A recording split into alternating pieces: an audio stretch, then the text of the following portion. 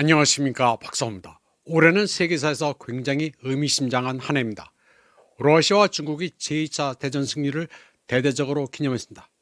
11월 20일은 80년 전 뉘른베르크 전범 재판이 열린 날이었습니다. 중국도 파시스트 전쟁 80주년을 기념했습니다. 러시아와 중국 모두 전후 80년이 됐지만 군국주의 여독은 유라시아 양편에 여전히 남아있다고 보고 있습니다. 유럽에서는 나치즘이 되살아나 러시아를 노리고 있으며 아시아에서는 일본 군국주의가 여전히 고개를 들고 있다고 판단하고 있습니다. 세기의 재판이라 불리는 80년 전 뉘른베르크 국제군사재판에서는 22명의 개인과 6개 단체가 기소됐는데 그 중에는 범죄 조직으로 규정된 SS 친위대도 있었습니다. 그러나 많은 나치 범죄자들은 법망을 피했습니다. 세르게이 라브로프 러시아 외교부장은 나치의 후손인 프리드리히 메르츠 독일 총리를 거론하면서 그는 독일이 다시 한번 유럽에서 가장 강한 군대를 갖길 바란다는 말을 했다고 했습니다. 그러면서 이는 뉘른베르크 재판의 교훈을 얻지 못한 방증이라고 말했습니다. 라브로프는 베르비카날과의 인터뷰에서 오늘날 독일인은 히틀러가 저지른 일에 대해 오래전 대가를 치러 누구에게도 빚진 게 없다는 태도를 보이고 있다고 시작했습니다. 하지만 라브로프는 나치 범죄에는 시효가 없다고 강조했습니다. 뉘른베르크는 그러나 나치 범죄를 저지른 모든 사람들을 처벌하지는 않았습니다. 피고인 22명 중 12명에게 교수형을 선고했고 7명에게는 징역형이 선고됐으며 3명에게는 무죄가 선고됐습니다. 약 1년간 진행된 재판기간 동안 2630건의 문서가 검토되고 270명의 증인이 출석했습니다. 모든 내용은 2700m 길이의 테이프와 7000장의 축음기 레코드에 기록됐습니다. 가장 유명한 나치 인물인 헤르만 괴링은 청문회에서 자신이 법적으로 불가침의 존재라고 선언했습니다. 폴란드의 나치 총독 한스 프랑크는 히틀러는 모든 법질서 위에 있기 때문에 모든 것은 히틀러의 잘못이고 우리는 단지 의무를 다했을 뿐이라고 주장했습니다. 유죄 판결을 받은 사람들 중 죄책감을 보이는 사람은 거의 없었습니다. 그들은 단지 의무를 다했을 뿐이었습니다. 모두 히틀러의 이름 뒤에 숨었습니다. 많은 나치 범죄자는 법을 피했습니다. 1952년 자료에 따르면 러시아 연방보안국은 제2차 세계대전 이후 2,500명의 나치 범죄자들이 서방 국가들을 피난처로 삼았습니다.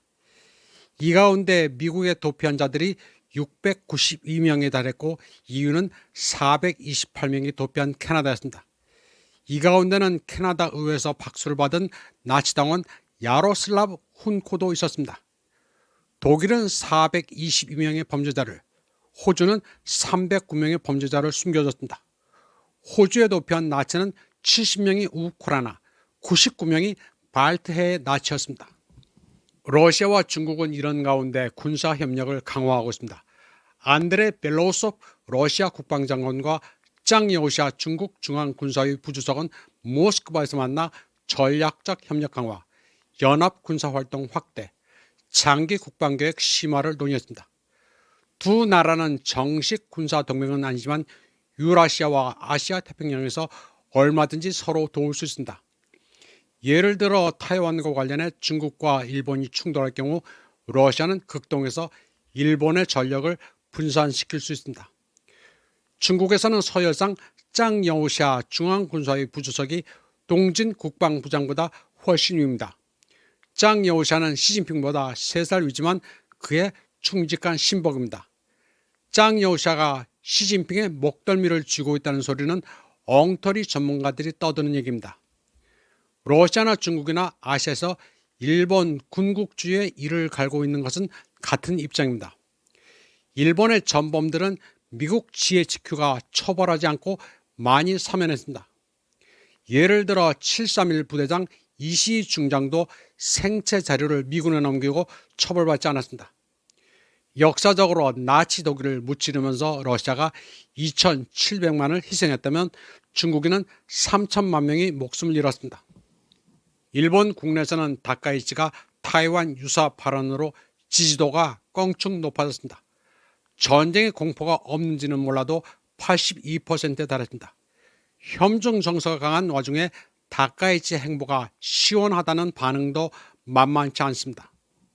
다카이치는 집권 후 잠시 보류했던 야스쿠니 신사도 오는 12월 26일 참배하기로 했습니다. 12월 26일은 모택동이 탄생한 날입니다.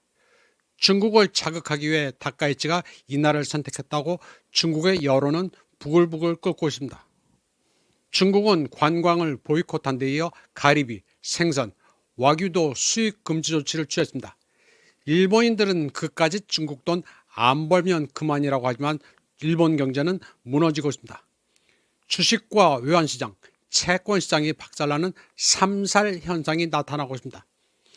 다카이치는 마가렛 대처 흉내를 내고 있지만 리즈트러스가 될 가능성이 높습니다. 중국이 일본을 고통스럽게 할 카드는 더 있습니다. 자동차용 반도체와 히토리입니다. 중국은 이미 넥스페리아 모델로 유럽의 자동차 메이커에 목줄을 쥘 바 있습니다. 중국이 토요타와 혼다를 얼마든지 괴멸시킬 수 있습니다.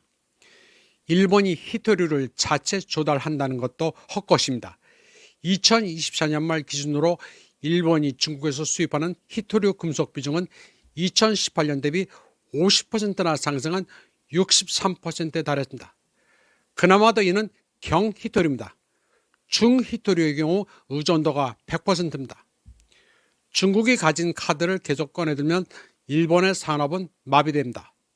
이쯤 되자 다카이치도 너무 나갔다 싶어 주춤하고 있습니다. 아사히 신문은 다카이치가 측근에게 마쿠에서 말이 좀 지나쳤다는 점을 시인했다고 보도했습니다. 그 막려도 자신이 역효과를 제대로 예상하지 못했다고 말한 것으로 전해졌습니다.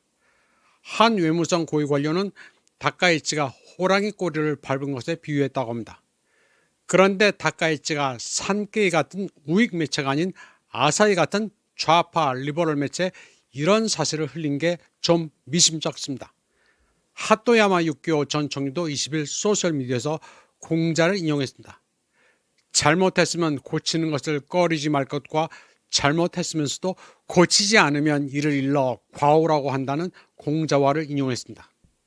같은 날 마오닝 중국 외교부 대변인도 일본 정부는 잘못된 발언을 주워 담아야 한다면서 응당히 하나의 중국 원칙을 견지해야 한다고 말했습니다. 마오닝 대변인은 그러면서 22일 남아공 G20에서 리창 총리는 일본 지도자와 만날 예정이 없다면서 거듭 일본 측에 자중을 촉구했습니다. 이와 관련해 타이완의 외교관 출신 평론가 제 원재는 다카이치가 G20에서 불쌍한 척하며 리창 총리에게 접근하는 쇼를 벌일 가능성이 있으니 조심해야 한다고 말했습니다. 대회장에서 어차피 좋아할 수밖에 없는데 거기서 리창 총리의 간을 볼 수도 있다고 분석했습니다. 다카이치는 당장 실언을 철회할 수는 없으며 뭔가 꼼수를 부릴 가능성이 있다고 봤습니다. 다카이치는 느닷없이 타이완에 유사 사태가 발생하면 자위대를 출병시키겠다고 해서 평지 풍파를 일으켰습니다. 한국의 소위 보수 일각에서는 강단 있는 다카이치가 부럽다는 엉뚱한 소리를 하는 이들이 제법 있는데 머리가 빈 사람들입니다. 나라를 시원하게 말아먹고 있는데 뭐가 부러운지 모르겠습니다. 심지어 타이완에서는 많은 평론가들이 다카이치가 매가 부족해 정신을 못 차린다고 평가하고 있습니다. 이번 방송은 여기까지 하겠습니다. 시청해주신 여러분 감사합니다.